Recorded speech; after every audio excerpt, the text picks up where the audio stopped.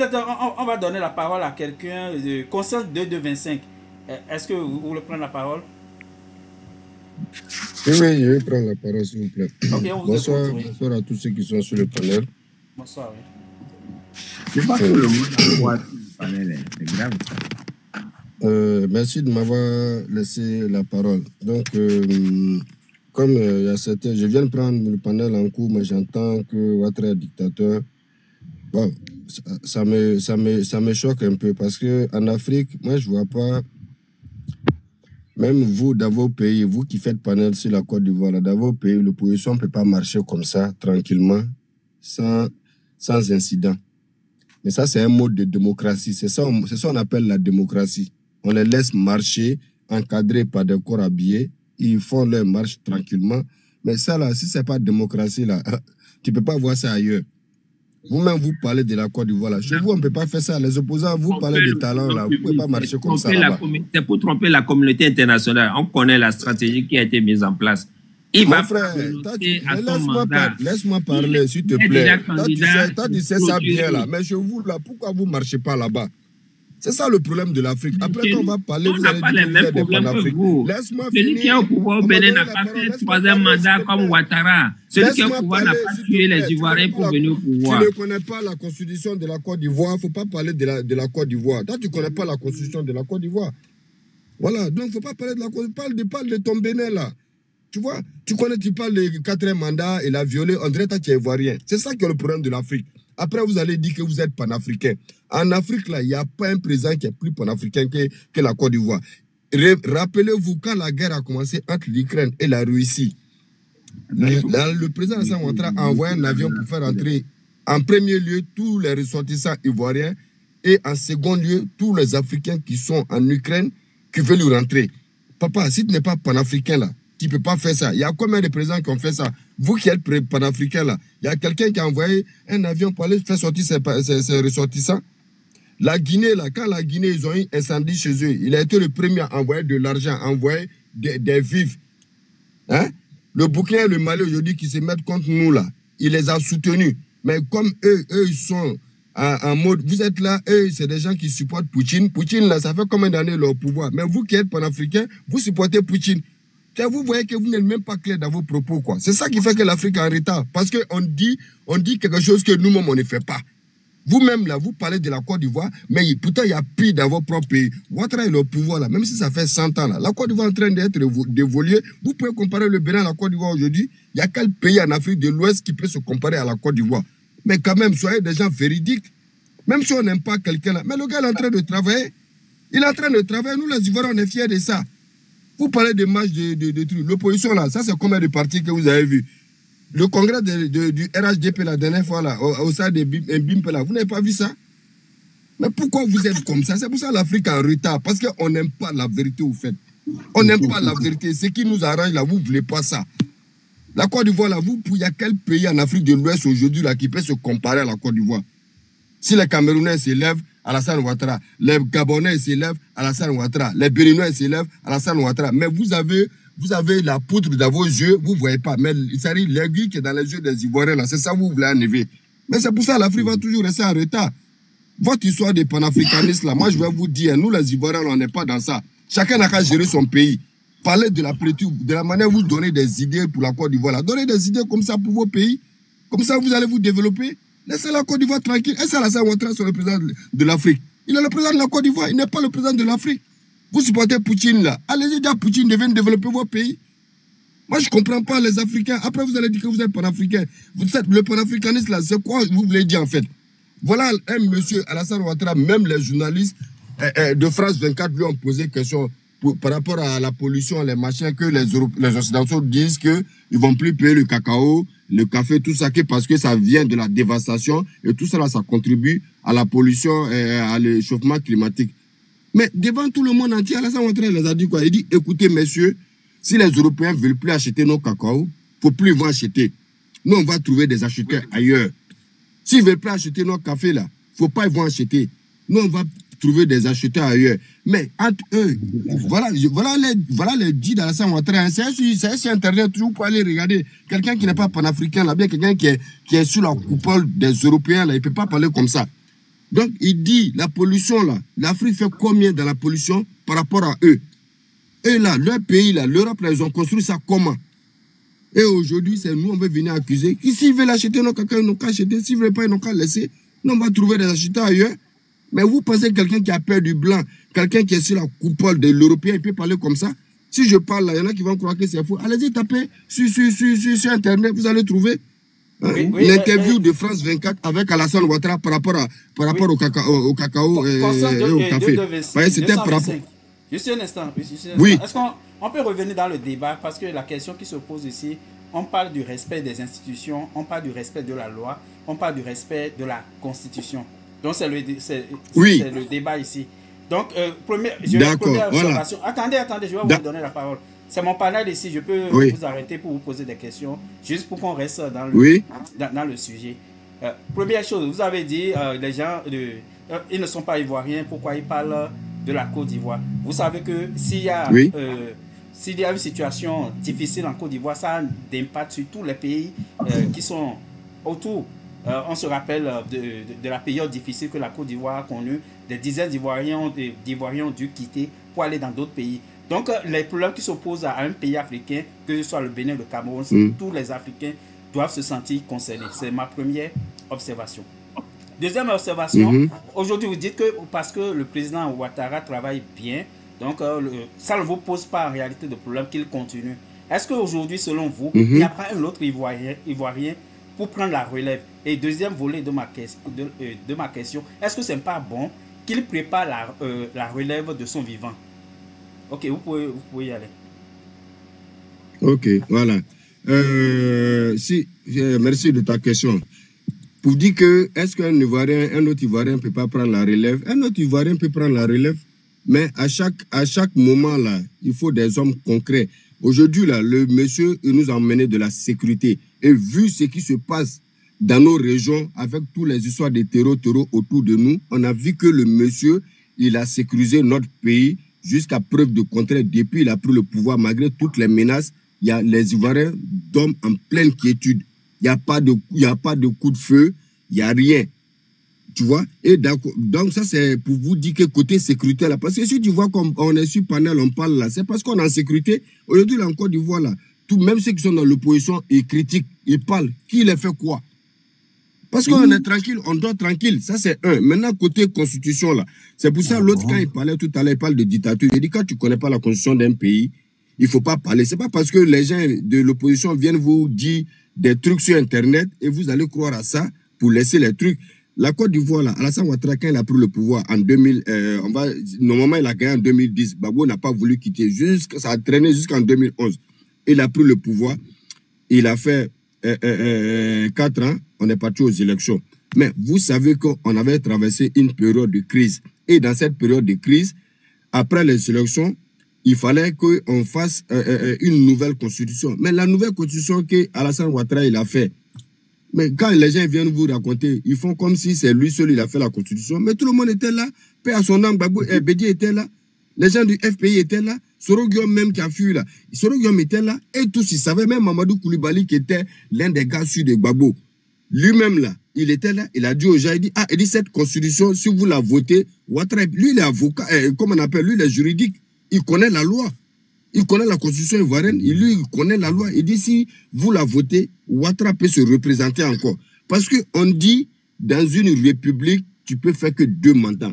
Mais la république, si la république a duré pendant 50 ans, si tu as fait 2 mandats, tu quittes. Mais si tu fais 2 mandats et qu'il y a un changement de république, mais c'est une nouvelle loi qui est sortie. C'est comme si le pays est devenu un nouveau-né. C'est ça le problème. C'est ce que beaucoup ne comprennent pas. Vous parlez de 5 mandats. Cette année-là, Ouattara fait son 2e mandat, la 3e. Laisse-moi finir, mon frère, s'il te plaît. C'est pas vrai. Oui, c'est pas vrai. C'est vous qui connaissez tout là. Moi, je parle de lui. Je parle de mon pays. Je parle de la constitution de mon pays. Cette année-là, Ouattara, il est en train de faire. Laisse-moi finir, mon frère. On m'a laissé la parole. Après, tu vas parler. Laisse-moi parler. Même si tu es. Les amis, on va le laisser finir. Il faut répondre à la question posée. Tu ne réponds pas. Mais c'est la question. Il a parlé de la constitution. il a parlé d'abord. Est-ce que Ouattara peut pas mettre quelqu'un d'autre? Je dis peut mettre quelqu'un, mais actuellement, c'est l'homme de la situation. J'ai répondu à ça. Maintenant, je parle de la Constitution. Il faut laisser, mon frère. Il faut laisser, il ne faut pas nous embrouiller. Oui, les amis, on va le laisser. Mais laisse-moi finir, c'est pas toi qui me donnes la parole, cousin. Les amis, on le laisse terminer. Il nous reste 1 minute.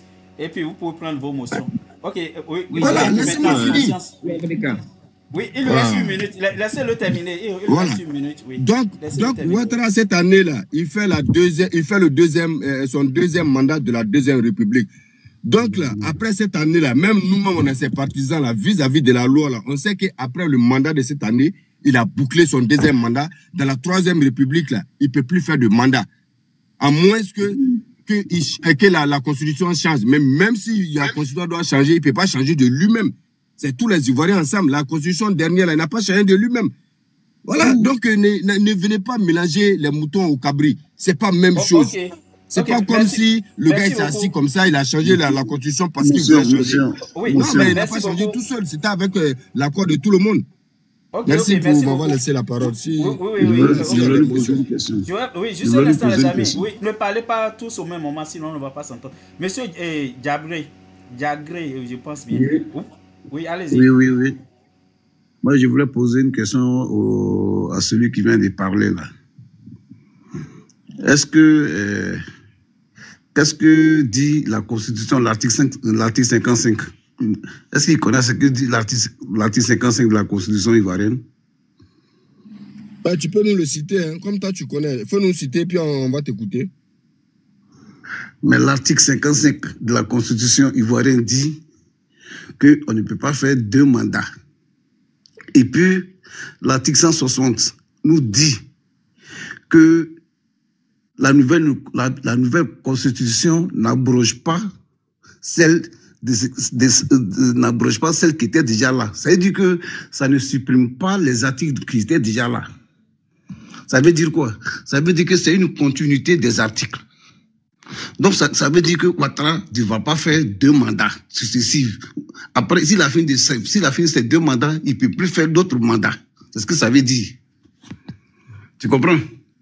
Maintenant, toi, tu dis des choses, qui ne sont pas vraiment, qui ne sont pas justes. Toi, tu vis en Côte d'Ivoire. C'est vrai que tu es ivoirien, mais nous qui sommes sur la plateforme aussi, nous sommes des Ivoiriens aussi. Tu comprends? Tu dis que non, ici, en Côte d'Ivoire, il y a la paix, qu'on ne met pas les gens en prison, tout ça. Mais c'est vrai, c'est faux. Lida Kwasi, là, vous l'avez attrapé par rapport à quoi? Lida Kwasi, que vous avez pris le vendredi passé, là, c'est par rapport à quoi? Lida Kwasi, là, c'est par rapport à quoi vous l'avez convoqué? C'est par rapport à quoi vous l'avez pris? Tu vois? Nous sommes tous des Africains. Les frères, là, ils sont en train de dire tout à l'heure que quand il y a un problème en Côte d'Ivoire, les Ivoiriens se déplacent pour aller dans les autres pays. Et ça fait que des gens se retrouvent dans d'autres pays et ça peut affecter des choses. Tu comprends? Quand il y a eu la crise, moi-même qui te parle là, je me suis retrouvé au Togo. Est-ce que Togo, c'est mon pays? Mais c'est à cause de la crise, je me suis retrouvé au Togo. Tu comprends? Donc, si les Béninois parlent des problèmes de la Côte d'Ivoire, c'est des Africains. Nous-mêmes, là, on parle toujours du Burkina Faso, on parle du Mali. Est-ce que nous sommes des Maliens? Nous sommes des Burkinabés. Mais si demain, il y a un problème au Burkina, il y a un problème en Côte d'Ivoire, les gens vont fuir pour aller au Burkina, ils vont fuir pour aller au Mali. Ça va impacter leur économie. Tu comprends? Raison pour laquelle eux aussi, ils parlent de nos problèmes. Nous sommes tous des Africains. Donc ne dis pas que parlez de votre pays, ne parlez pas de Côte d'Ivoire, parlez de votre pays, ne parlez pas de Côte d'Ivoire. Tu comprends? C'est pas intéressant. Ouattara, il a fait deux mandats. Est-ce que tu trouves normal que après 2 mandats, tu sais que ton mandat va finir maintenant et puis tu changes la constitution? Donc à chaque fois qu'il va changer la constitution, on sera dans une nouvelle république, donc il va toujours continuer alors. Toi qui parles, est-ce que tu trouves ça normal? Parce qu'il faut qu'on évolue quand même. Je peux te poser une question aussi. Pose-moi une question. Voilà, tu dis moi qui parle. Maintenant, la constitution que tu parles là-haut, Ouattara, là, quand il a changé là, c'était lui seul qui l'a changé. est-ce que les autres partis, les Bédier, les Soroguium, les partisans du FPI, là, est-ce qu'ils étaient pas, ils n'ont pas voté cette loi? Est-ce que c'est pas une loi qui a été proposée à tout le monde? Toi-même qui parles, tu sais comment ça se passe. Tu sais comment ça se passe. Nous savons comment ça se passe en Afrique. En Afrique, quand le président est là, et puis il fait une nouvelle constitution là, même si c'est pas voté, le résultat qu'ils vont donner là, ils vont dire que c'est voté. Ça a été toujours comme ça. Tu comprends? Mais nous sommes tous des frères. Est-ce que tu as répondu? Est-ce que tu réponds à ma question? J'ai dit, quand la constitution là, quand ils l'ont mis sur table là, mais il a changé la constitution. Il changeait la constitution par rapport à quoi? Il changeait la constitution. Il y avait une guerre. La guerre était finie, non? Pourquoi il changeait la constitution? C'est par rapport à quoi? Pour faire une nouvelle république. C'est par rapport à quoi? C'est parce qu'il avait une ambition. Il avait une ambition d'être président de la République. C'est ça, il a fait exprès pour changer la constitution. La constitution a été changée. Parce que la constitution a été changée. Pourquoi? La constitution là. Cette constitution, si tu vois aujourd'hui que les gens disent que Gbagbo doit être candidat là, c'est grâce à la nouvelle constitution là. Sinon, dans l'ancienne constitution là, au-delà de 75 ans même, tu ne pouvais plus être candidat. Donc, Gbagbo n'a même pas dit qu'il prétend être candidat aujourd'hui. Vous saviez, c'est parce que vous savez que Gbagbo... Attends, c'est parce que vous savez que changé après les accords de... Vous avez dit... Par rapport aux... Attends, laisse-moi t'expliquer maintenant. Parce que vous parlez souvent... Gbagbo était là au moment où il changeait la constitution de la Côte d'Ivoire. C'est après les accords de Makoussis qu'on devait changer la constitution pour rendre tout le monde éligible. Mais la constitution, là, vous parlez comme si Ouattara s'est assis un jour et puis il a changé la constitution. Mais l'opposition était témoin. Mamadou Koulibaly de Gbagbo, là même là, lui-même, il a dit, cette constitution, il ne faut pas qu'on va la voter. C'est parce que si on la vote, Ouattara, il peut se représenter. Laisse-moi parler. Si on parle ensemble, on ne va pas se comprendre. Non, si tu parles de Makoussis, là, Makoussis disait aussi que les rebelles qui ont pris les armes, là, si on réunifiait le pays et puis ils étaient venus là, ils devraient tous aller à la retraite. Ils sont allés à la retraite? Ça, c'était dans quelle loi de Makoussis? Makoussi, on a dit qu'il faut qu'ils soient intégrés dans l'armée. Ils ont parlé d'intégration à l'armée. Ils n'ont pas dit qu'ils vont aller à la retraite. Intégration. Ils devraient aller à la retraite. C'est bon. Moi, je vais descendre du panel. Ils continuent de vendre la Côte d'Ivoire aux autres. Tout le monde n'a qu'à laisser leurs problèmes. Vous avez pris Linda Kwasi là. Linda Kwasi que vous l'avez arrêté là. C'est par rapport à quoi vous l'avez arrêté? Linda Kwasi là, il n'est pas... Voilà, par rapport à quoi? Il faut demander le procureur d'Abidjan, parce qu'il n'est pas le seul Abidjan. Il n'est pas Linda Kwasi là, il n'est pas le premier, il n'est pas le dernier Abidjan. Les Damana Picasso là, qu'est-ce qu'ils ne racontent pas? Pourquoi on ne les a pas arrêtés? Si on l'a arrêté là, c'est qu'il y a quelque chose, au moins là, Ouattara lui tue pas. Ouattara lui tue pas les gens, lui met en prison. Donc il faut aller devant le procureur, il va t'expliquer pourquoi il l'a arrêté. Merci mon frère de m'avoir laissé la parole, je vais descendre. Merci beaucoup. Bonne soirée à vous. Et puis continuez de dénigrer votre propre pays. Continuez de dénigrer votre propre pays au profit des étrangers. Continuez et puis merci. Oui, on est étrangers, on est fiers d'être étrangers. Ton mot dit. Attends, je vais répondre à ta préoccupation. Tu dis que nous sommes étrangers, non? Je te dis que ma maman, elle est ivoirienne. Ton mot dit. D'accord? Et vous voyez, ça, c'est des Ivoiriens, c'est des apatrides. C'est-à-dire, c'est un étranger qui a grandi en Côte d'Ivoire. Il est fier d'être Ivoirien aujourd'hui.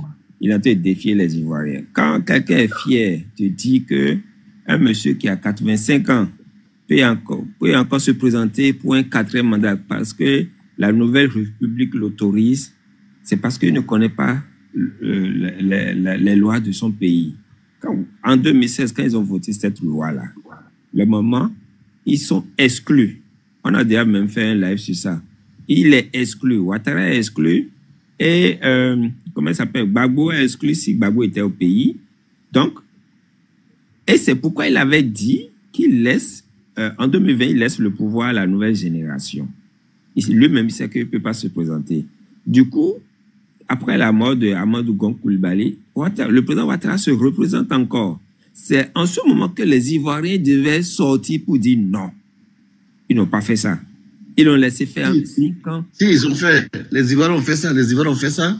Mais eux, ils ont utilisé l'armée. Ils ont utilisé l'armée pour... Guillaume Soro disait ça, de sortir, de ne pas le laisser se présenter. Guillaume Soro, quand il était en exil en France, il disait ça.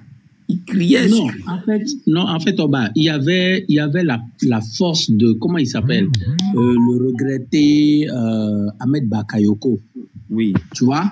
Ahmed Bakayoko avait une influence terrible sur la Côte d'Ivoire. Donc, du coup, Ahmed Bakayoko soutenait Ouattara en ce moment. Donc, les gens ne pouvaient pas... Il était ministre de l'Intérieur. Et oui. Il était d'abord ministre de la Défense, après il est devenu ministre de l'Intérieur. C'est là qu'il a maîtrisé un peu le système. C'est l'influence qu'il a eu sur la Côte d'Ivoire. Voilà.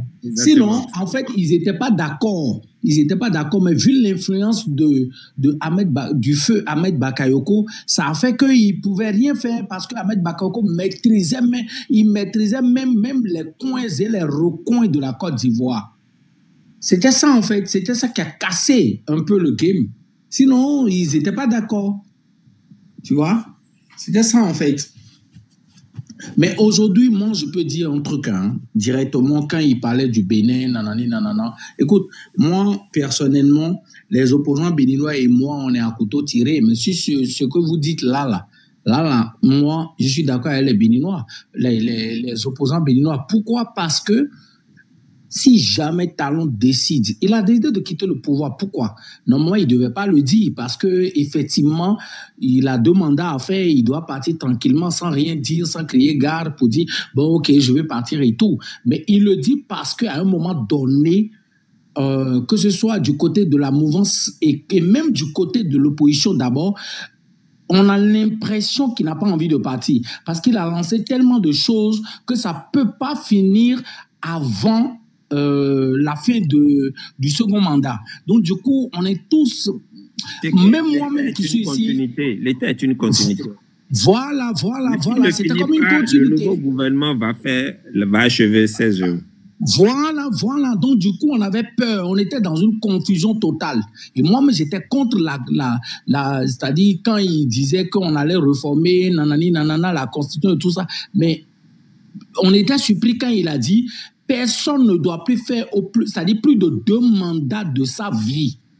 Tu vois? Donc, du coup, même si tu quittes le pouvoir... C'est la loi, ils répètent la loi qu'ils ont votée en 2019. Voilà. Donc, du coup, il est en train de nous expliquer qu'il respecte la loi et il tient à respecter la loi. Ça ne veut pas dire qu'il est venu nous dire, bon, nanani, non. Il nous explique, en fait, arrêtez vos confusions, n'ayez pas peur, je veux quitter le pouvoir.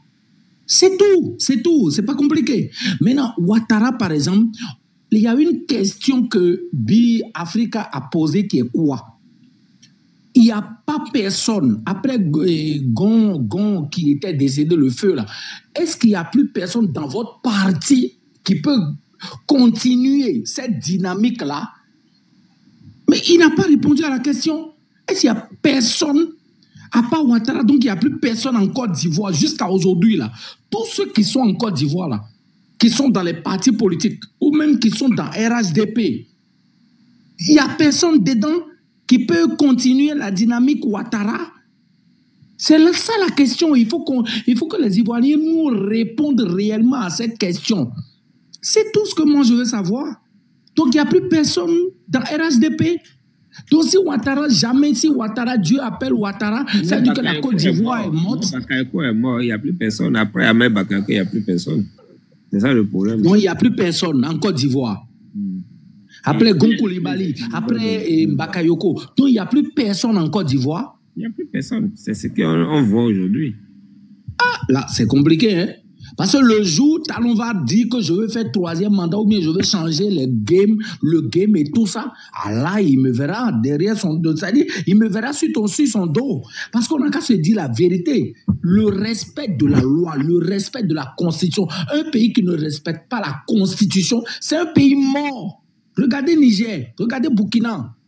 C'est vrai que Oba, par exemple, lui, il est panafricain. Il ne va pas s'entendre avec moi sur ce point. Mais regardez les 3 pays. Tu ne peux pas donner les exemples de 3 pays parce que c'est des pays qui sont en guerre. Quand un pays est en guerre... Non, attends. Quand un pays est en guerre, ils ne sont pas en guerre, ils sont en révolution. Ah, d'accord. Avant cette révolution, ils étaient en guerre. Là, ceux qui sont venus pour les aider pour finir cette guerre n'ont pas pu le faire. La France n'a rien fait. La France a plus de 10 ans au Mali. La France a fait au Mali. La France n'était pas là pour finir la guerre du Burkina. Non. Voilà.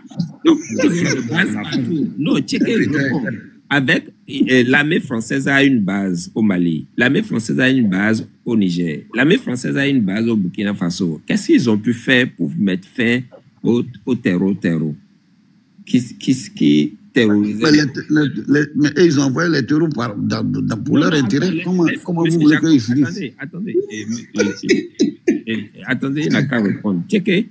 Non, attends, je vais te répondre. Attends, soyons réalistes, c'est tout. Oui, je suis d'accord. Regarde, on parle de la France. La France n'est pas n'importe qui. La France n'est pas un petit pays, c'est une puissance nucléaire. C'est le représentant de l'OTAN en Europe. Donc, on ne peut pas dire que la France est dans un pays où des petits groupes, d'accord, des petits délinquants terroristes, ce peuple-là, et jusqu'à nouvelle ordre. C'est pas petit, hein. Le diable n'est jamais petit, hein. Ah, oui, non, soyons réalistes.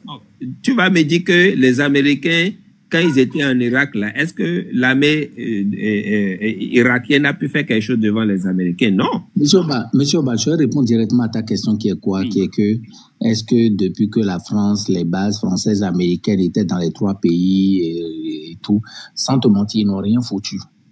Moi, je te réponds directement sans hypocrisie, ils n'ont rien foutu. Ce qui a créé la colère, ce qui a créé la colère des peuples maliens, nigériens et tout. Maintenant, ok, d'accord, on est tous d'accord sur ce point. Maintenant, la suite, est-ce qu'ils ont pu régler le problème? Quelle est la stratégie qu'ils devaient mettre en place pour régler ce problème? Mais ils sont mais le problème est les amis, on est en train de sortir du débat complètement. Les frères, on est en train de sortir du débat. Oui, on va revenir ici. Je suis d'accord. Oui, juste un instant. Merci. Donne-moi quelques secondes. On va revenir ici parce qu'on est en train de sortir du débat. Mano Del Rio, il était là avant tout le monde. Vous pouvez prendre la parole par rapport au sujet du jour. Oui, merci beaucoup. En fait, j'ai entendu beaucoup de choses par rapport au sujet, et puis bon, on a digressé. Pour parler du sujet, la marche des opposants, bon, j'ai entendu des chiffres. La police dit 6 000, les opposants eux-mêmes disent 500 000. Donc, on n'est même pas aux millions de personnes. Voilà.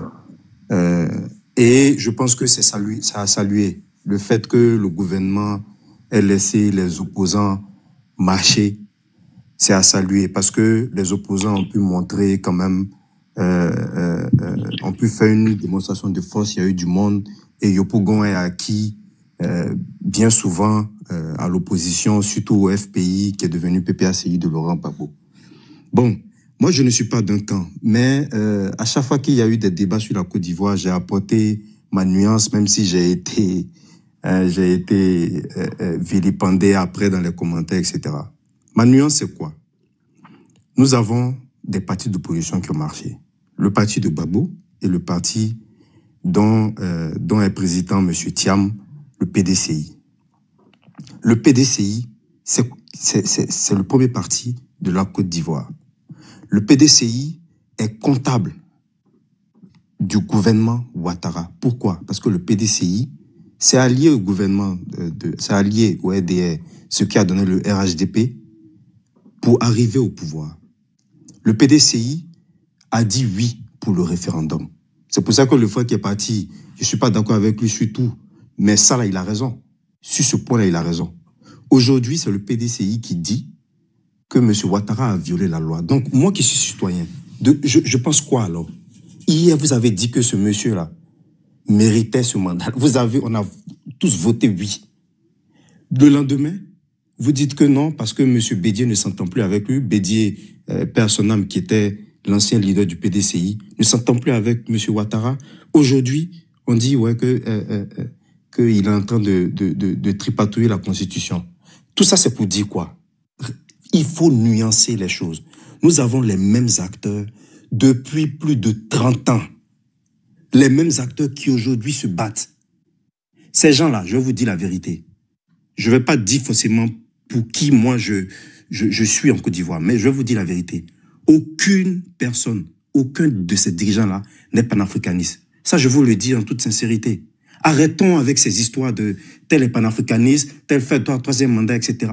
Kadhafi que nous tous, on a apprécié. Il a fait combien de mandats? Kadhafi que nous tous on a apprécié. Je dis bien tous on a apprécié. Pour ce qu'il a fait pour son peuple, il a fait combien de mandats? Laissons ces histoires de mandats là, ça c'est pour les Blancs. Parlons de ce qui nous concerne. Et parlons des acteurs en place. Tous ces acteurs-là sont vieillissants. C'est des vieux et c'est des gens qui se connaissent. C'est des gens qui ne sont ni panafricanistes ni autre chose. Ils sont pour eux et leur clan. Ça, je vous le dis très sincèrement. Parlons d'autre chose. Parlons du fait qu'aujourd'hui, moi je veux voir une opposition qui dise nous avons des jeunes qui peuvent prendre la relève. Allez-y devant. Je veux voir du côté de l'opposition, nous avons des jeunes qui prennent la relève. Allez-y devant. Mais si vous mettez que des jeunes devant M. Ouattara pour aller aux élections, vous verrez, le peuple va voir. Le peuple va voir. On est en train de jouer. La Côte d'Ivoire est très spéciale. Il y a eu des violences inédites. Les gens de Ouattara ont subi dans les années, à partir de 99, même avant 99 avec Bédié, ces gens-là ont subi des discriminations. On le sait tous. On le sait tous. Aujourd'hui, le PPRCE ici est très frustré par le fait que M. Laurent Gbagbo est exclu. On peut comprendre ces frustrations-là. Mais apportons un petit peu de nuance. Il ne suffit pas d'être A ou d'être B. Non, le problème de la Côte d'Ivoire est très spécial. Et c'est au-delà de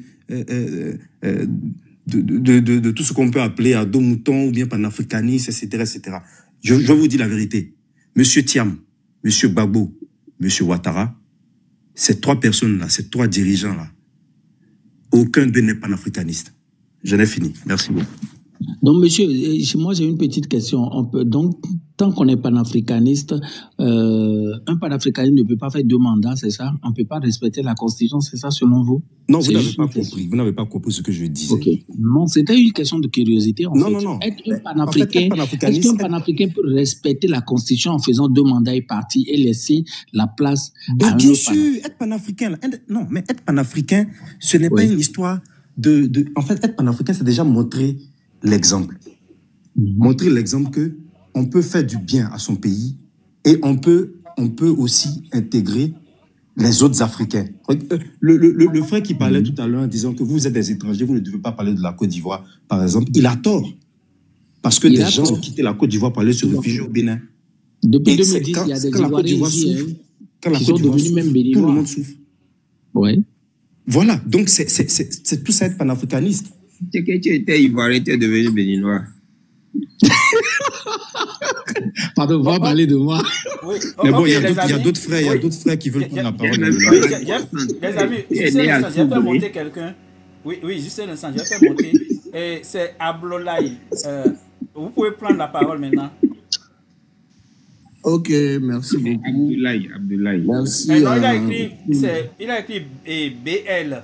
C'est ça, peut-être il a mal écrit. Ok, allez-y, on vous écoute. Oui, c'est un diminutif. C'est les mots aussi qui sont devenus ivoiriens, là, qui écrivent leur nom comme ça.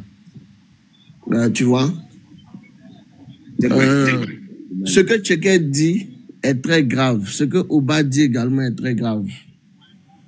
Vous savez, la Côte d'Ivoire a une histoire qui est un peu lourde. Une histoire même qui est très lourde. Je ne vais pas être très long, mais je vais commencer très loin. En 1890, lorsque les Français sont arrivés pour signer le traité qui donnait la colonie Côte d'Ivoire, ils ont d'abord signé un premier traité qu'on appelait le traité de Kong, qui a été signé avec le roi de Kong, qui était un roi Djoula.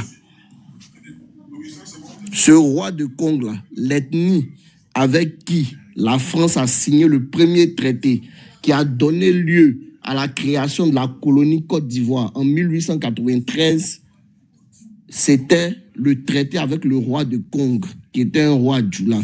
Vous pouvez vérifier l'information. Cette information se trouve sur Google. Le traité existe. Et lorsque le roi Djoula de Kong a signé le traité avec la France, Samori a attaqué la ville de Kong en 1895 et a rasé la ville. Ensuite, je tombe rapidement sur 1994 lorsque Bédié devient président.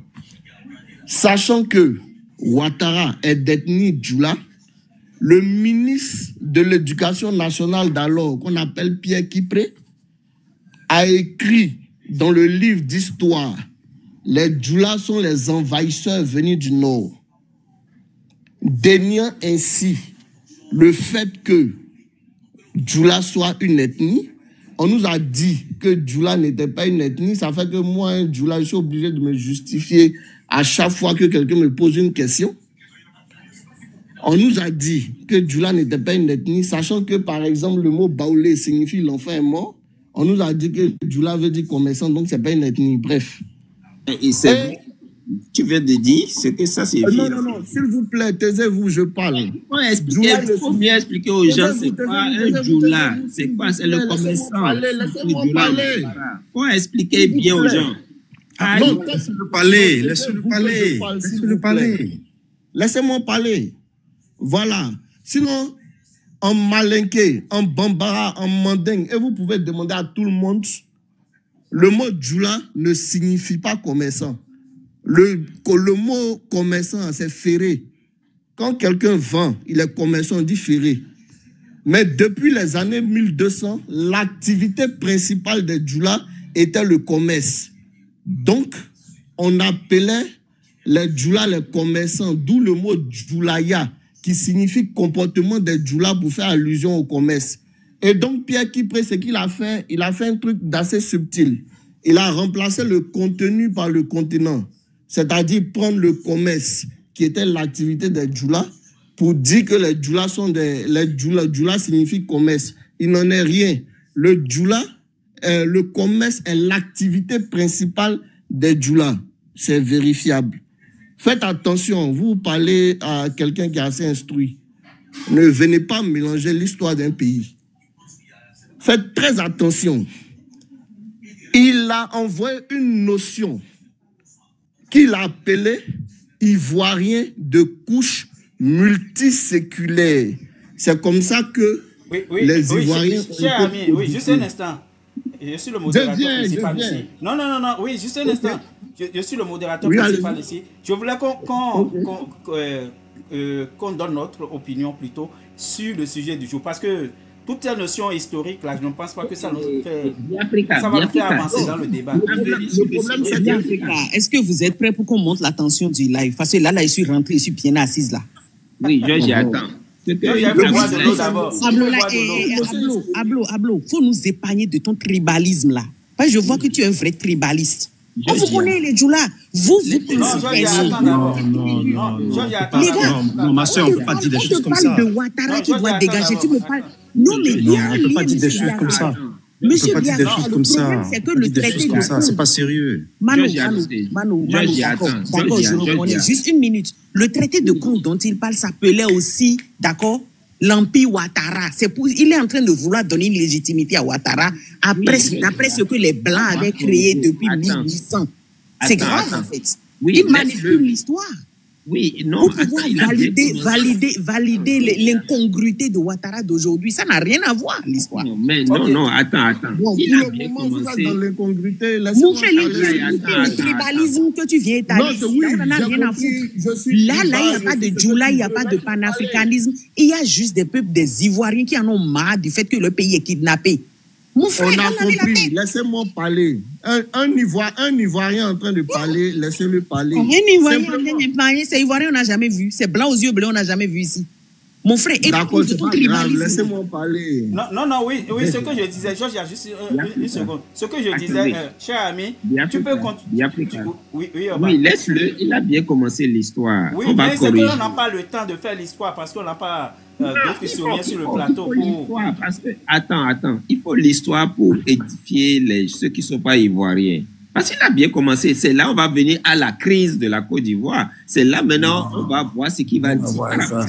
Tu comprends, Biafra, il a bien commencé de remonter à l'histoire. Il a même sauté des étapes quand Ouattara était Premier ministre et quand Bédi était président de l'Assemblée. Qu'est-ce qui s'est passé? Il n'a pas dit ça.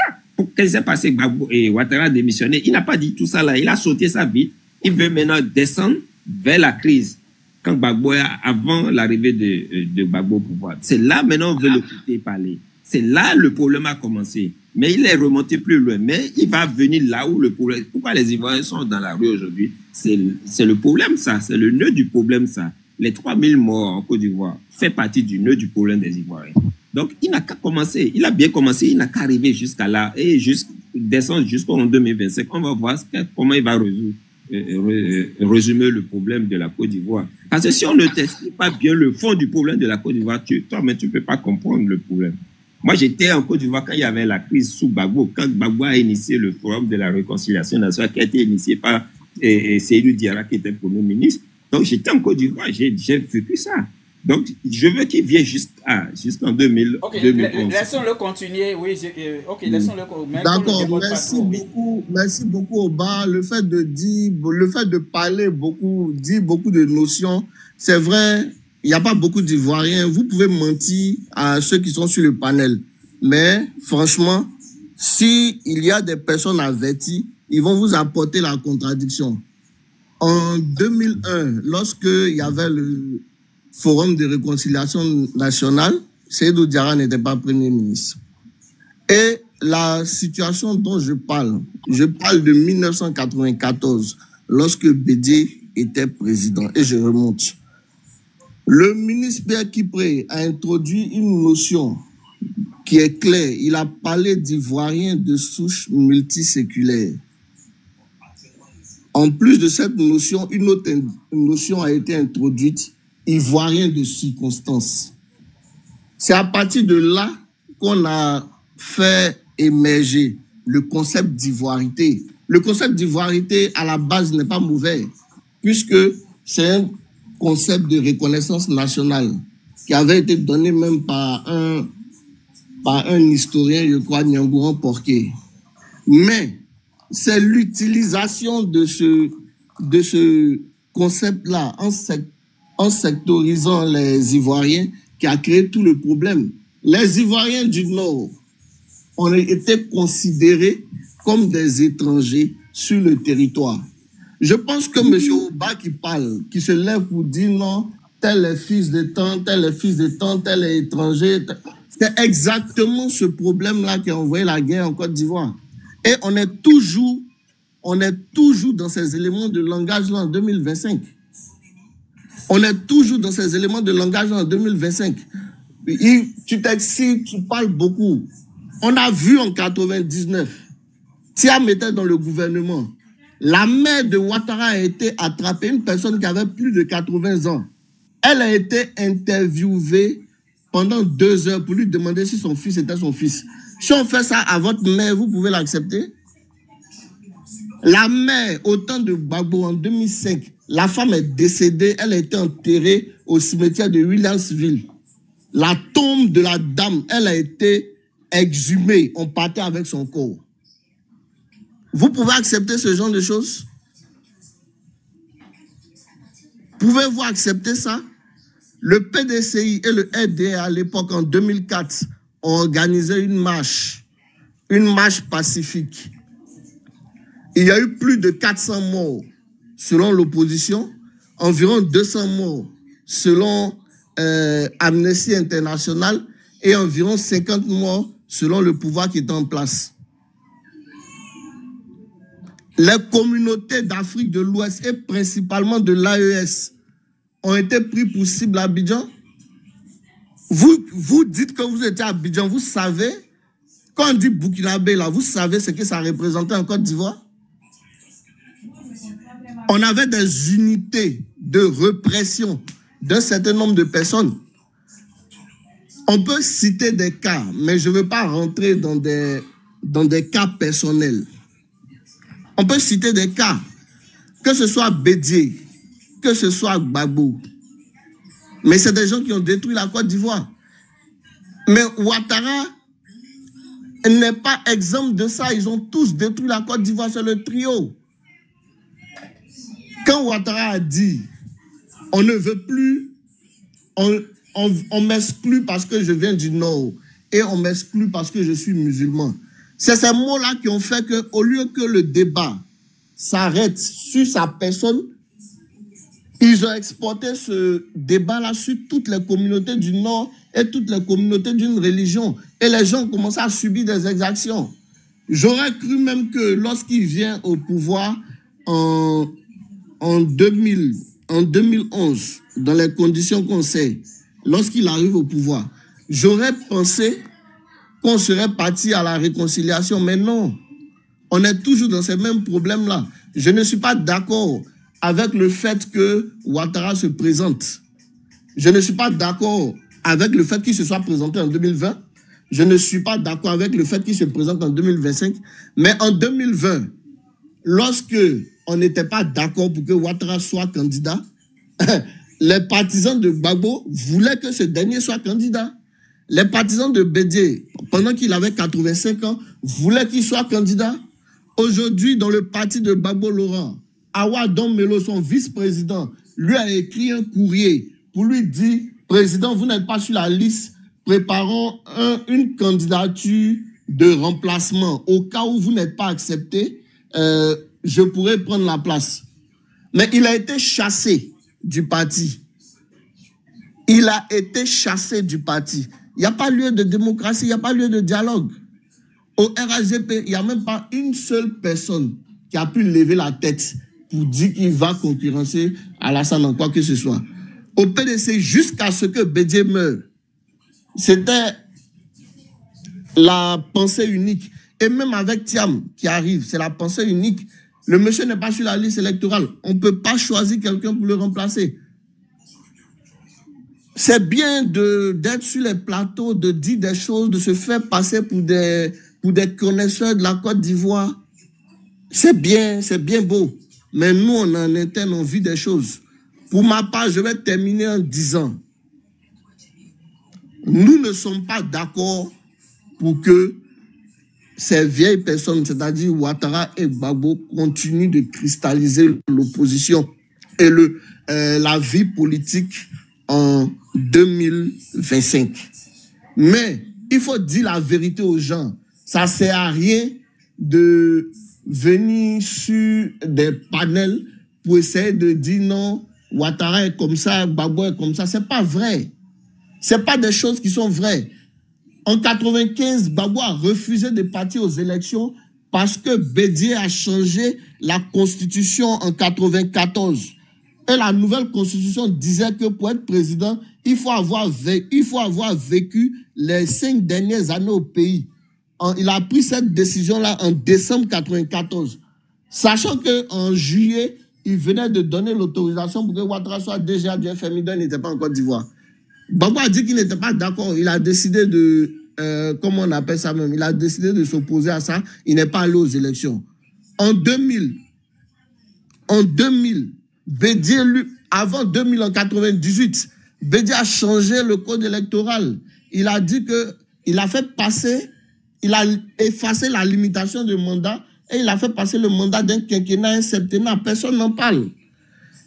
Après le coup d'État en 2000, avec la Constitution, on est venu, on a éliminé, on n'a pas éliminé seulement Ouattara, on a éliminé 12 candidats du PDCI.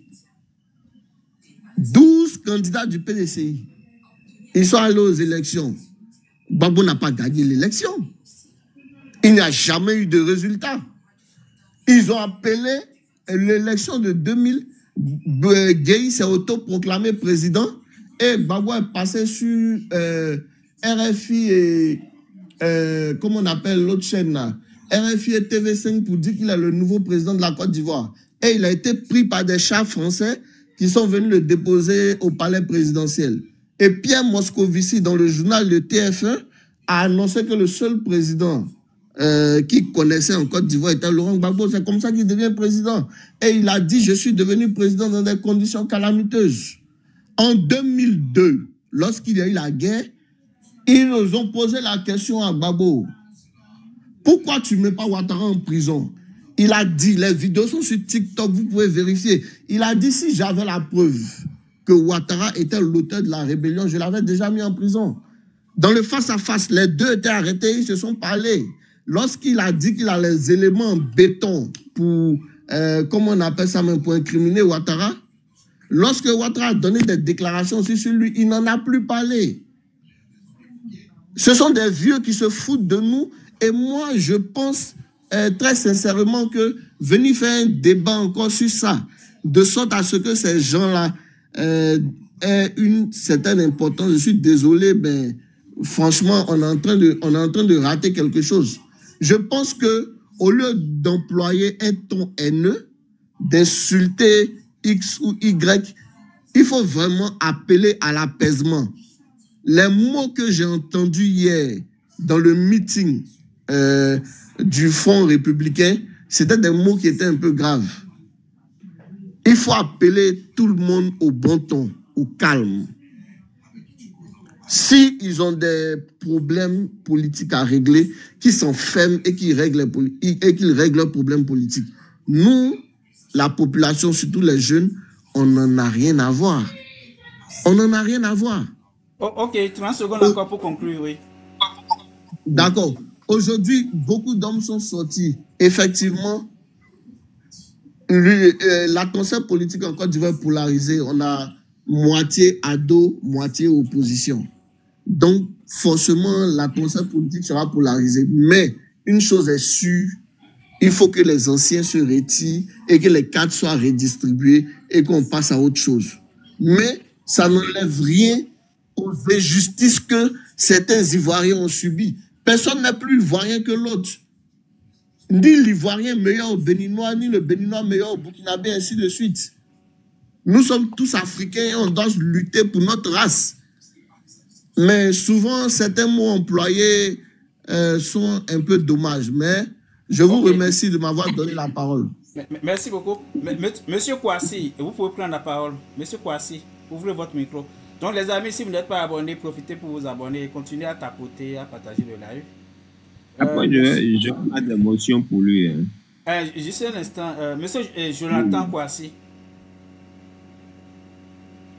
Ok, il n'est pas prêt. Oh, bah, est-ce qu'il est là? Bonsoir à tout le monde, bonsoir. Bonsoir, oui. C'est moi qui devrais parler? Oui, oui, oui. Ah, d'accord, merci beaucoup. Encore bonsoir à vous, chers frères et sœurs, bonsoir à tout le monde. D'abord, mon frère ivoirien qui a parlé. Il y a beaucoup de fausseté dans ce que tu as dit. L'ivoirité n'a pas été créée surtout contre les étrangers. C'est comme tu l'as dit, c'est un très bon concept. Et l'ascension de Pierre Kipré ne s'est pas faite en 94, mais plutôt en 90. Il a fait pourquoi? Parce que dans le temps, Laurent Gbagbo était un syndicaliste. Il avait créé plusieurs syndicats de professeurs. Et ça a fait que Oufoué ne voulait pas trop leur donner la parole. Donc, Pierre Kipré, quand il prend la parole au niveau du PDCI, il dit que bien qu'il est professeur, lui aussi, en tant qu'Ivoirien multiséculaire, a le droit de se prononcer sur la situation sociopolitique de son pays. Donc ça n'a absolument rien à voir avec le contexte de 94. 90-94, il y a un écart, un gros écart. Je peux même te relire le discours. Je vais essayer, voilà. La première fois que ce mot arrive en Côte d'Ivoire, c'est en 96, s'il te plaît. Pas non, c'est en 90. Je parle de 90, frère. Je ne parle pas de 96. Tu as bien dit, celui qui l'a prononcé, c'est Pierre Kipré. Si tu fais référence à Pierre Kipré, c'est en 90 qu'il a prononcé son discours. C'est ce que je dis. J'ai son discours devant moi. C'est en 90. Ivoirien multiséculaire, c'est pas en 94, c'est en 90. Et ça n'avait rien à voir avec l'ivoirité, ça n'avait rien à voir avec un quelconque combat politique. Non, il était question d'un débat au PDCI sur la situation des professeurs qui étaient des syndicalistes qui, pour la plupart, étaient de la gauche. Donc lui, pourra le partager le document. Ah non, pas. S'il te plaît. Quand tu parlais, je me suis muté. Non, attends. Quand tu parlais, je me suis muté. Tu vois, non? Je me suis muté. Calme-toi, s'il te plaît. On est ailleurs, mais essayons de discuter de manière éduquée. C'est simple.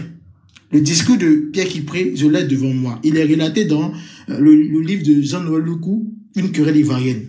Voilà ce qu'il dit. D'aucuns seraient tentés de dire, ce monsieur-là, on l'a souvent vu à la télévision pour parler de livres, pour parler de problèmes culturels. Mais aujourd'hui, À quel titre vient-il parler?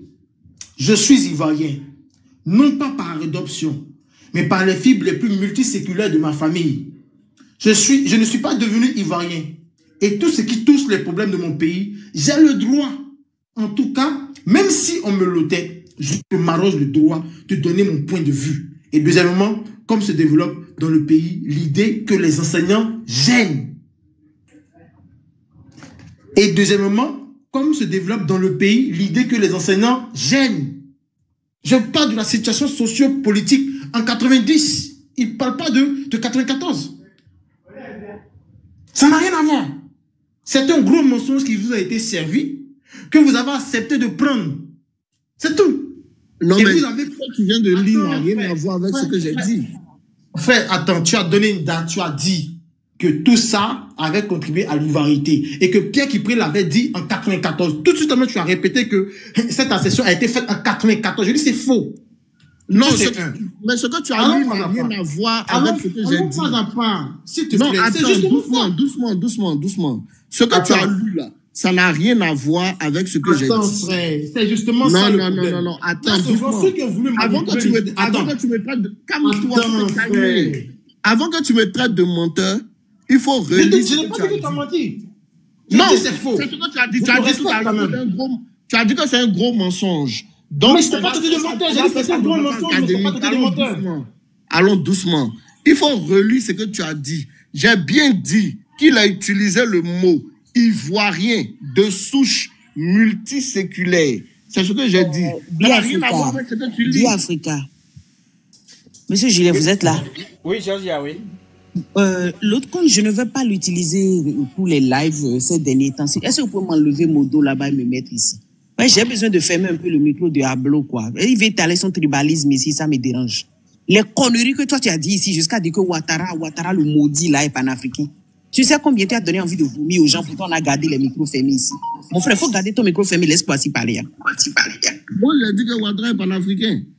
Tu ne t'entends pas quand tu parles. Oui, les amis, oui. On va rester en toi courtois, on va essayer de laisser les autres parler jusqu'à la fin. Sinon, si on les interrompt, non seulement son temps de parole risque de s'allonger, et puis ça va être difficile de lui reprendre la parole. Donc laissez M. Kouassi terminer, et puis si vous voulez prendre des motions, vous prenez votre motion tranquillement, il n'y a pas de souci. Okay, merci beaucoup. Merci beaucoup. Oui. Merci beaucoup.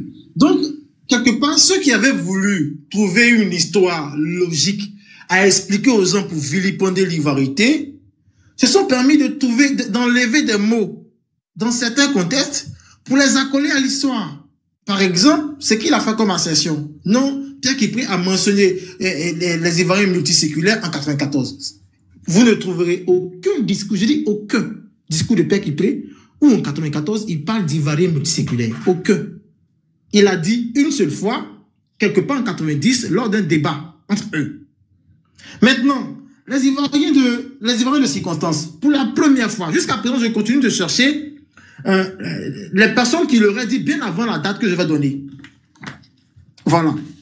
Les Ivoiriens de circonstance a été employé pour la première fois dans le journal Le Républicain ivoirien, numéro 189 du 20 août 1996.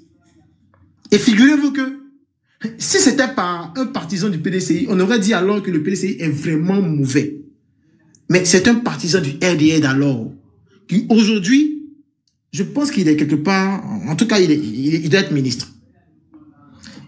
Il a dit, dans un journal, les Ivoiriens de circonstance, et il est défini même en disant que ce sont ceux qui ont d'autres occasions de chute, à part être Ivoiriens. Quand ça chauffe, ils peuvent aller ailleurs, se débrouiller. Ce n'était pas quelque chose que les gens du PDCI ont dit. Ce monsieur-là s'appelle Cissé. Je ne vais pas dire le reste, parce que je suis en Côte d'Ivoire. Désolé. Donc, je donne avec précision le journal dans lequel, pour la première fois, il est mentionné l'Ivoirien de circonstance. Le Républicain ivoirien numéro 189 du 20 août 1996. C'est cette même personne-là qui a parlé d'Akanité, qui pour lui, parce que au palais de la culture, il y avait un tabouret baoulé, parce qu'à l'aéroport Félix Houphouët-Boigny, on avait écrit Aquaba, ça voudrait dire que Le PDCI de Bédié était en train de baoulettiser, voire acaniser tout le pays. C'était une communication qui a même été suivie par les chaînes françaises et par tous les journaux qui devaient le faire. Le Patriote, les Républiques, eux tous. Journal Le Monde, c'est quoi, Libération ou quoi, Le Point, tout ça, ils avaient en parlé. Mais c'était juste la manière de dénigrer le pouvoir de Bédié. Parce qu'effectivement, il fallait tout faire pour débuter le PDCI.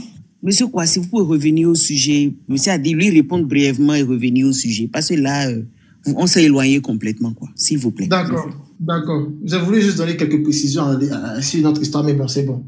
Je vais revenir carrément sur la Côte d'Ivoire début du sujet d'aujourd'hui.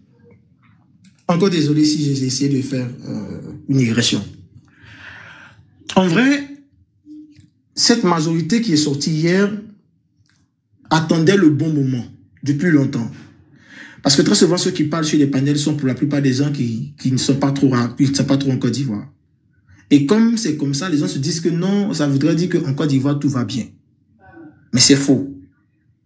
Il a dit qu'il y a des gens qui sont derrière Ado. Ça, je le reconnais. Mais il y a aussi une bonne partie de la population qui souffre. On peut se référer au nombre de personnes qui fuient le pays. Ne serait-ce qu'en 2024, plus de 9000 Ivoiriens étaient demandés d'asile en France. Mais à part ça, au Gabon, selon M. Mangou qui était ambassadeur là-bas, nous sommes plus de 7700. Au Ghana, on a dû faire rapatrier je pense une Ivoirienne prostituée avec 2 brouteurs. Nous sommes nombreux ailleurs. Pourquoi? Parce que malgré tout ce fameux développement apporté par notre très cher gouvernement, ça ne va pas. Nous, jeunes de Côte d'Ivoire, peinons à trouver des emplois, des emplois pérennes. C'est compliqué. La certitude de la vie nous étouffe.